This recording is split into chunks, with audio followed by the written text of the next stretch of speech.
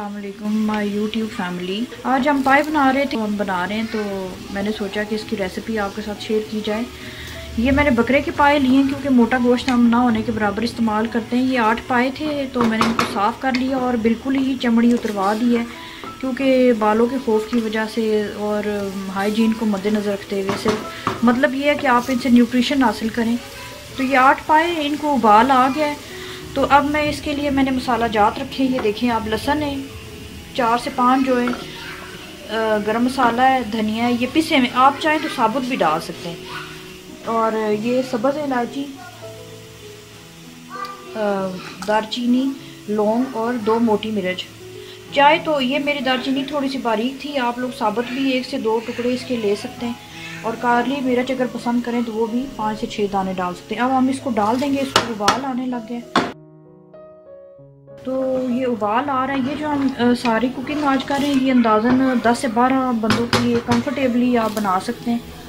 तो बहुत ही आसान तरीका है, बगैर बाहर के मसाले इस्तेमाल किए भी आप बनाएंगे और इंशाल्लाह लजीज होगा जो आप देखेंगे। इसके साथ मैं गोश्त भी ऐड करूँगी। ये 3 पाव गोश्त है बकरे का ही, और जिसमें हड्डी भी है और गोश्त भी है।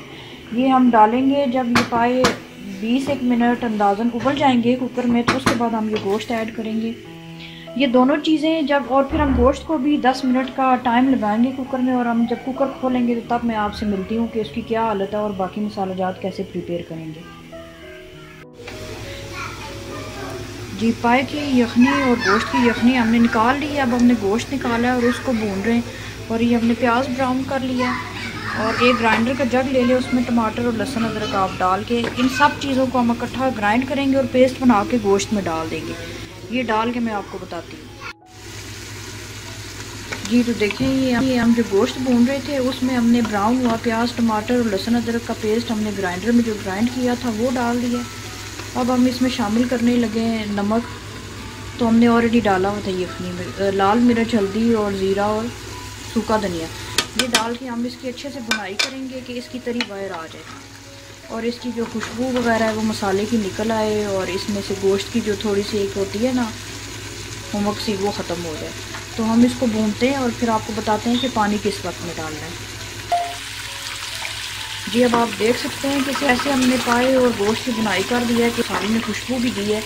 अब हम इसमें जो यखनी इसकी थी वो सारी हम डाल देंगे।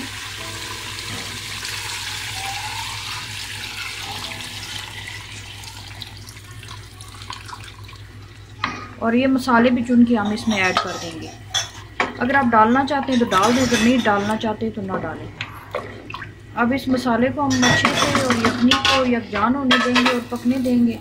फिर जिस हिसाब से आप ग्रेवी पसंद करते हैं उस हिसाब से ग्रेवी रखेंगे। और अब इस मरहले पे आके हम इसका नमक चेक कर सकते हैं क्योंकि यखनी में भी था नमक। जी देखें, सालन पकने के बाद ये ऐसा हो गया। मुझे इतनी ग्रेवी चाहिए थी, जितनी आपको पसंद है आप उस हिसाब से रख सकते हैं। चले मैं अब आपको डिश आउट करके बताती हूँ कि ये कैसा लग रहा है।